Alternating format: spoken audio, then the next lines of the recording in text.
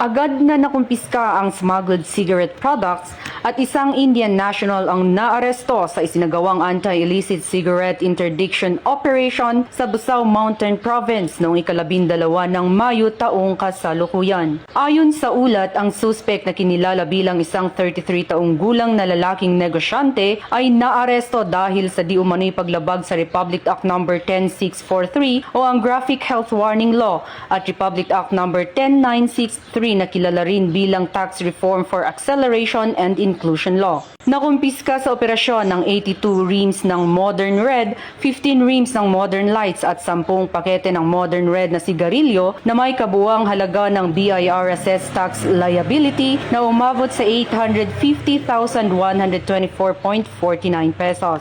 Ang operasyon ay naging matagumpay dahil sa magkasanib na puwersa ng mga operatiba mula sa Busao Municipal Police Station, Provincial Intelligence Unit, Provincial Drug Enforcement Unit at Provincial Legal Office ng Mountain Province Police Provincial Office, Regional Mobile Force Battalion 15, 1st Mountain Province Provincial Mobile Force Company, Regional Intelligence Unit 14, Regional Intelligence Division, Criminal Investigation and Detection Group at BIR. Isinagawa ang on-site inventory ng mga nakumpiskang kagamitan sa harap ng mga opisyal ng barangay ng nasabing lugar. Ang suspek at ang mga nakumpiskang kagamitan ay dinala sa Busao Municipal Police Station para sa wastong dokumentasyon at disposisyon bago magsampa ng angkop na kaso. Ito ang bagong PNP para sa bagong Pilipinas, serbisyong mabilis, tapat at nararamdaman.